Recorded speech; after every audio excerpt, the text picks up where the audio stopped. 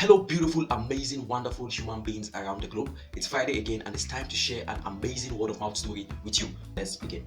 Rats exist and have long tails. They lead the tails and they become guinea pigs. In a building habited by human beings, they kept guinea pigs as pets. The rats were the unwanted pets. They were living in the bushes, behind the house, the rooftop, the trash bin, and in dark places like the fence. This now led to what was called the Rat Nation, which was the bushes, the trash bin, the rooftops, the fences was called the Rat Nation, and inside the house where these guinea pigs were kept as pets, that was called the Guinea Pig Nation. The Rat Nation was known for discomfort, struggle, stress, and survival. The Guinea Pig Nation was known about comfort, rest, warm, everyone was just fine, they were pets, treated right. The Rat Nation or kingdom had a king named Rex.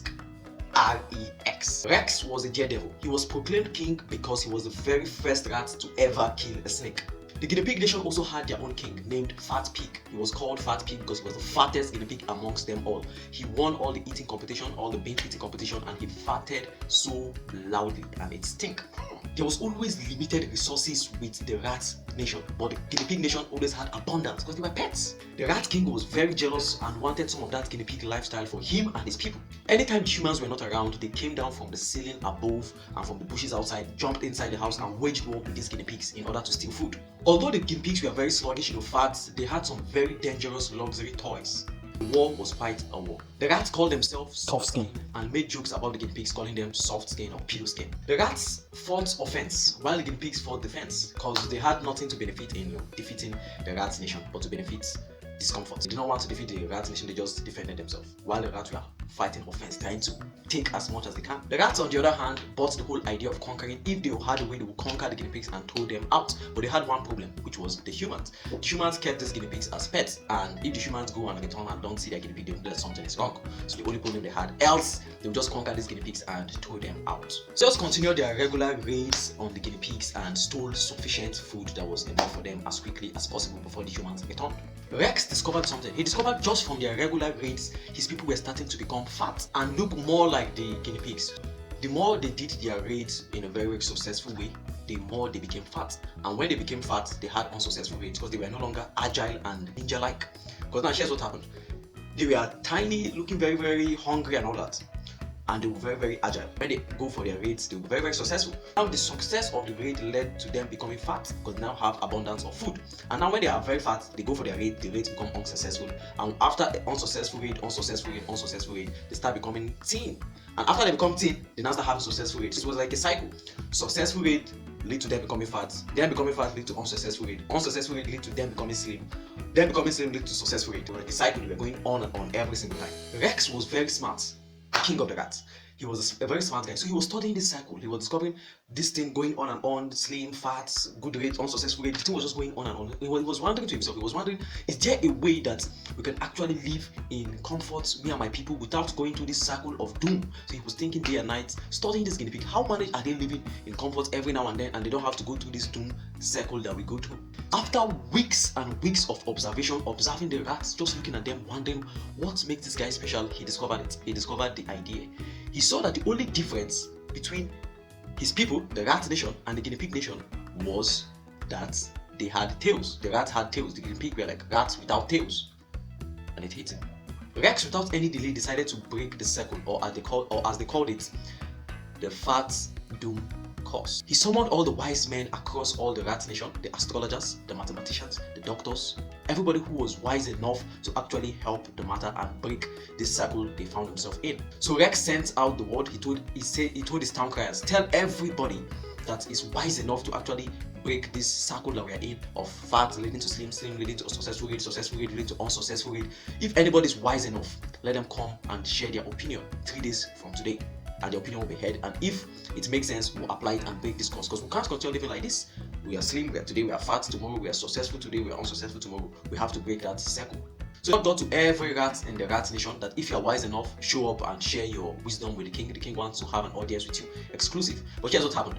Every rat in the Rat Nation came, everybody claiming to be wise. Everybody was there making all manner of noise, shouting up and down, everybody talking, sharing their opinion. But once Rex walked into that building, or should I say into that garbage underground sewage place, once he walked in, everybody was silent because they feared Rex so much. Once he walked in, he said, everybody share your opinion, and everybody was just sharing their ideas, and their ideas was quite dumb.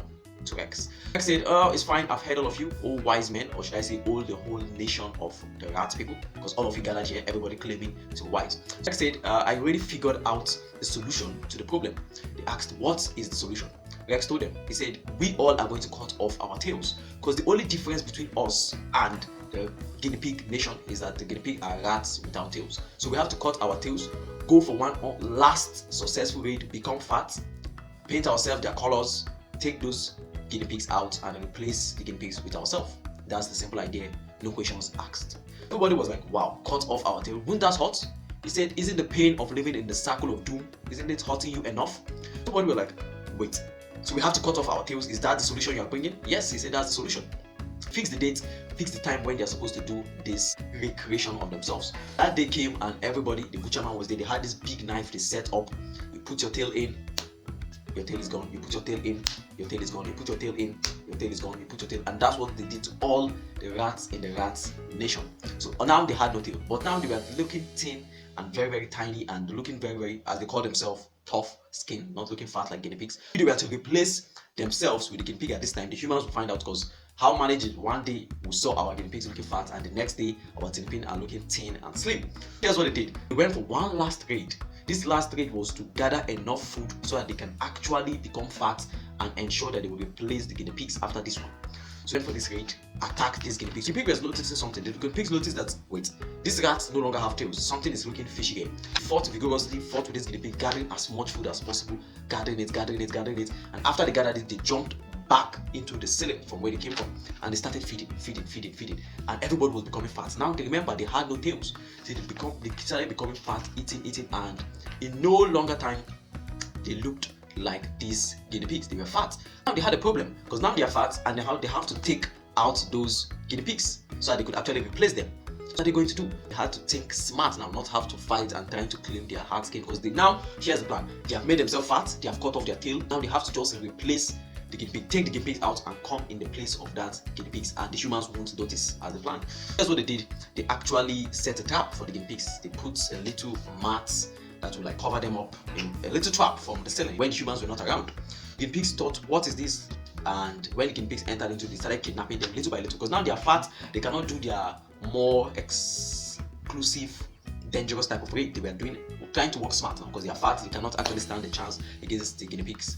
They actually started kidnapping these guinea pigs one after the other, and before the humans were back that day, all the guinea pigs were gone, and they have been replaced with rats. The rats painted themselves with paints and all this stuff so that they could look the exact color of each of the guinea pigs that the humans had. They replaced the guinea pigs and they took the rats up in the ceiling.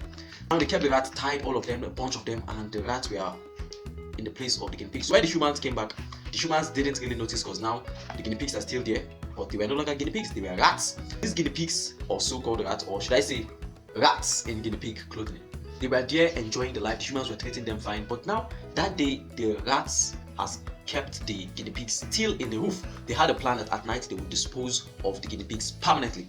Humans came back, they did not notice anything. The rats were so happy, the plan was successful. They actually fed, and the human was just treating them fine and all that. Night, they sneaked out of the house, went into the roof, brought down the guinea pigs, and they brought a big log of wood that could actually float on water, and they went to a river and piled all the guinea pigs in it, put them in baskets, and put them there very well, and pushed it on the river. Thousands of rats doing all this stuff, or should I say hundreds of rats, pushed the guinea pigs, and the guinea pigs were transferred to a place they don't even know. The water was going, taking these guinea pigs far away on this log of wood. Guinea pigs have been successfully eliminated. Rats, before the humans could wake up, they ran back to the houses, ran back to their cages. Now they are being treated as guinea pigs and all that good stuff. So they ran back, they have successfully disposed of the guinea pigs, and now they are new guinea pig in town. The humans fed them with all the good stuff, cheese. They were becoming fatter and fatter, just enjoying life. And the guinea pigs now only God know where they are going to. So the log of wood where they kept these guinea pigs was floating, and it landed somewhere. It landed to a place, or should I say in a place where the guinea pigs still found comfort. So it landed in a place at the house of a farmer, because the farmer was living at that side where the river leads to. The farmer woke up one day, just a very, very regular farmer, but he had a little house around the river side. A very wealthy farmer actually, but he has this little house. Came out one day, he saw this log of wood. He was wondering, why is there so much basket on it? checked it and he saw guinea pigs. He was wondering, like, somebody just threw away their guinea pigs. Fine, he took the guinea pigs, took them with him. He discovered his kids did not have pets, so he says, all good, I will give my kids this as pets. He took these guinea pigs into his house, and the guinea pigs again still found comfort, and they were treated fine. The kids of this farmer loved the guinea pigs. Everything was just working fine for the guinea pigs. Although they were thrown out by these rats, they still found heaven again. But now the rats, they were living there. One of the fear that they had the most was giving birth, because they knew although they cut their tail, they did not cut the tail of their offspring, because their offspring is within them. Now the guinea pigs are living in comfort, they still found heaven, but the rats were so much afraid of giving birth. So but things happened, and the rats started to multiply, and humans started to notice something very strange. They are fat, they look the color of guinea pigs, they look like guinea pigs, they don't have tails. But now when these rats, or should I say guinea pigs, so-called guinea pigs, started giving birth, the guinea pigs were giving birth to rats. This is very strange. They're giving birth to 20, 40, 30 rats, and everybody was like wondering. The human were like, wait, I thought we bought guinea pigs, how is this happening?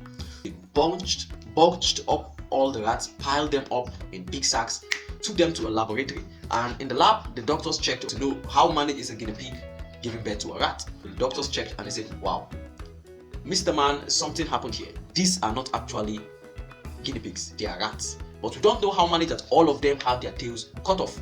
The humans were like, what just went on here? Humans made a fair deal with the doctors. Doctors were like, wow, this must be a very, very smart species of rats for being able to cut off their tail, because it's being cut in such a way that it shows that they did it intentionally. The doctors in the laboratory were like, how much are we going to pay you for this rats? The woman said, yeah, it's guinea pigs, I have to go back and buy it. I don't even care about the rats. So they struck a fair deal, paid a very good amount for these rats, and the doctors in the laboratory kept the rats there and used them for experiments. Now, the rat nation transferred themselves to the laboratory, where they'll be used as experiment to test vaccine, to test drugs, to test all this. Some of them will die, some of them. So now they're still transferred back to discomfort. But they were fed and all that kind of good stuff. But they were in the laboratory being tested and used for all manner of experiments. And the guinea pigs that they threw out of the house found themselves in a house where they were still treated in comfort. And that brings us to the end of the story. What's the moral lesson of the story? It's very, very beautiful. If you have been listening, you know that this story is fully packed with wisdom. One of the moral lessons here, you can type other ones in the comment box, but one of the moral lessons here, if you can notice, is if you're not careful, your good time will lead to your hard time, and your hard time will lead to your good time. You have to break that circle. You have to understand how to appreciate the good time and not allow the good time to become so overwhelming that you forget the principles you learned from the hard time. Else, you'll be just like the rats. The good times leading to the bad times, and the bad times leading to the good times. And this is the circle that most human beings are in. I want you, my fellow individual and my brothers and sisters all over the globe, learn this lesson. Understand the principles that you learned from the hard times, so that once you go into the good times, you won't be in a circle of misunderstanding and going over and over and over. Thanks for watching. See you next Friday. Same time, same place.